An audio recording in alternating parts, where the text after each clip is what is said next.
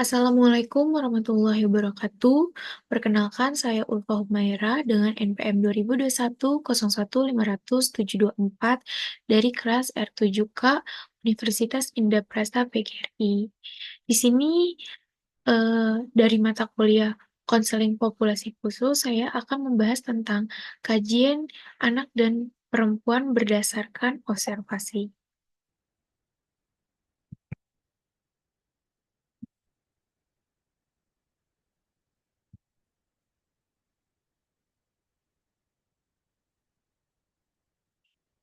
Anak dan perempuan. Pengertian perempuan, wanita berasal dari bahasa Sanskerta yang artinya itu nafsu, sehingga kata wanita mempunyai arti dinafsui atau merupakan objek seks. Pengertian anak. Anak adalah keadaan manusia yang masih muda, usia dan sedang menentukan identitasnya, serta sangat labil jiwanya, sehingga sangat mudah dipengaruhi oleh lingkungannya. Untuk profil klien bernama Zahra Maharani, tempat tanggal lahir 13 Juli 2002, usianya tuh 22 tahun, jenis kelaminnya perempuan, anak pertama dari dua bersaudara, berlatar belakang pendidikan sebagai mahasiswa.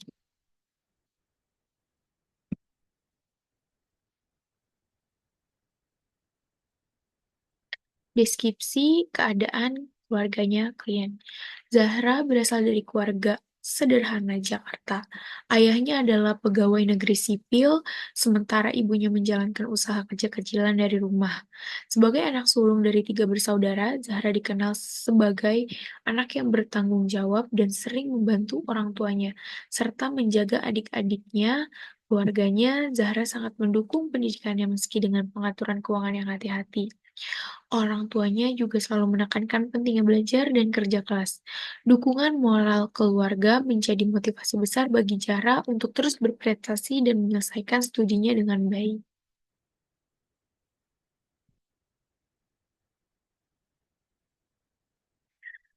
Deskripsi diri klien. Zahra, mahasiswa semester 7, sedang menjalankan PKM di SMK Negeri Jakarta bersama dengan timnya atau kelompoknya. Masalah muncul ketika seseorang atau seorang mahasiswa dari universitas lain bersikap kurang ramah. Untuk mengatasi ini, Zahra dan timnya tetap profesional dengan mencoba pendekatan personal, berbicara santai untuk memahami sikap tersebut, serta memperbaiki komunikasi dan pembagian tugas. Jika situasi tidak membaik, mereka dapat berkonsultasi dengan pembimbing dengan sikap sabar dan penuh harapan dengan tujuan PKM yang tercapai.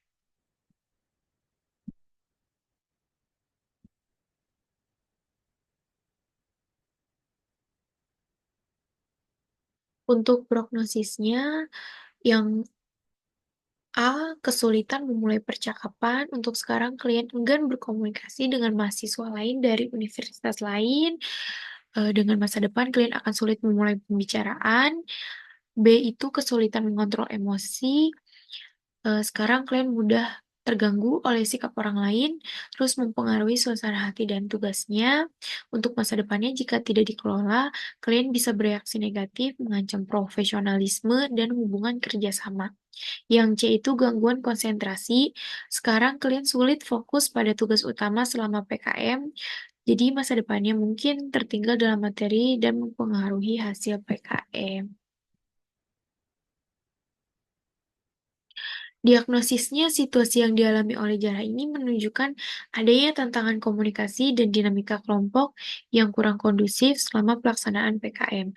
Hal ini dapat dikaitkan dengan perbedaan kepribadian, kurangnya keterbukaan, atau potensi konflik interpersonal. Zahra dan tim menunjukkan niat baik untuk bekerja sama, namun respon dari mahasiswa lain yang tidak ramah menciptakan hambatan dalam mencapai tujuan bersama.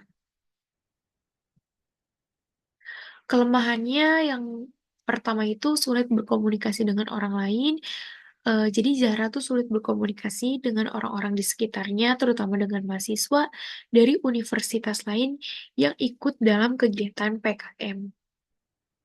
Yang kedua itu emosi yang mudah terpengaruh oleh lingkungan sekitar. Zahra seringkali merasa terganggu oleh sikap orang lain yang dianggapnya tidak ramah atau menyebalkan. Yang ketiga itu kesulitan dalam berkonsentrasi pada tugas. Zahra merasa kesulitan untuk fokus dan menyelesaikan tugas-tugas yang diberikan, terutama ketika gangguan atau tekanan dari lingkungan sekitar. Jadi untuk kelebihannya itu yang pertama memiliki komitmen yang tinggi terhadap tujuannya, jadi Zahra tuh sangat berkomitmen untuk menjalankan tugasnya dalam program PKM dan memberikan kontribusi terbaik untuk, SMK tempatnya magang atau bekerja. Yang kedua itu mampu beradaptasi dalam situasi yang baru. Zahra menunjukkan kemampuan untuk beradaptasi dalam lingkungan yang baru dan menantang, seperti bekerja dalam kelompok dengan orang yang tidak dikenal. Yang ketiga itu kemampuan bekerja dalam tim. Meskipun ada hambatan dalam komunikasi, Zahra tetap berusaha untuk bekerja sama dengan timnya untuk mencapai tujuan yang telah ditetapkan. Hambatan atau ancaman yang dihadapi. Zahra menghadapi hambatan dalam PKM seperti kesulitan komunikasi dengan tim yang kurang ramah, gangguan emosional yang mempengaruhi hubungan sosial, dan kesulitan berkonsentrasi pada tugas. Hambatan ini beresiko mengganggu kerja tim, menurunkan kepercayaan diri, dan menghambat pencapaian target program. Peluang yang diketahui dan dicoba klien. Zahra memanfaatkan peluang sesuai minat dan keahliannya seperti, dia bisa berbagi pengetahuan tuh seperti mengajarkan siswa untuk meningkatkan kemampuan komunikasi, presentasi, dan keterampilan mengajar, terus meningkatkan kepemimpinan. Meningkatkan kepemimpinan itu seperti, mengelola siswa, beradaptasi dengan karakter mereka, dan meningkatkan rasa percaya diri. Yang ketiga itu menginspirasi orang lain, memberi motivasi dan melihat perkembangan siswa yang memberikan kepuasan pribadi.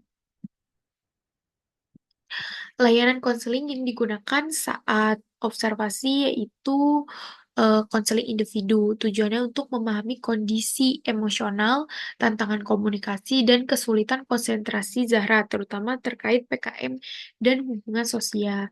Cara menggunakan pendekatan empati, komunikasi nonverbal, dan mendengarkan aktif untuk membangun kepercayaan dan membantu Zahra mengekspresikan emosinya.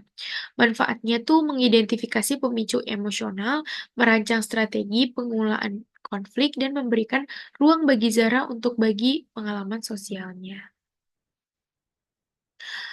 Selanjutnya itu ada layanan informasi, tujuannya tuh untuk mengedukasi Zahra tentang pengelolaan emosi, komunikasi, dan fokus tugas. Caranya tuh gunakan media visual seperti infografis untuk menjelaskan solusi, berikan panduan relaksasi, dan manajemen waktu. Manfaatnya tuh membantu Zahra mengatasi tantangan emosional, sosial, dan akademis. Yang terakhir itu memotivasi pengembangan keterampilan komunikasi dan konsentrasi. Next. Ada konseling kelompok.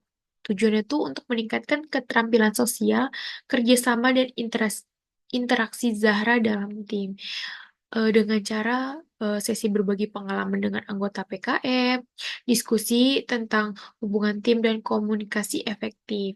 Manfaatnya itu meningkatkan komunikasi dan kerjasama Zahra, membantu Zahra merasa lebih diterima dan menghargai peran dalam kelompok. Jadi untuk evaluasinya tuh, di minat Zahra tertarik pada bidang pendidikan dan desain, dan membuka peluang karir kedua di bidang ini. Adaptasi sosialnya Zahra mampu beradaptasi meski kesulitan komunikasi di lingkungan baru. Yang ketiga itu emosi, Zahra sulit, mengelola emosi. Kadang memicu ketegangan dalam hubungan. Hambatan sosialnya itu Zahra merasa terisolasi dalam kelompok, terutama dengan anggota yang kurang ramah. Yang terakhir itu dukungan keluarga dukungan keluarga yang positif, meski dengan, keterbatasan jarak.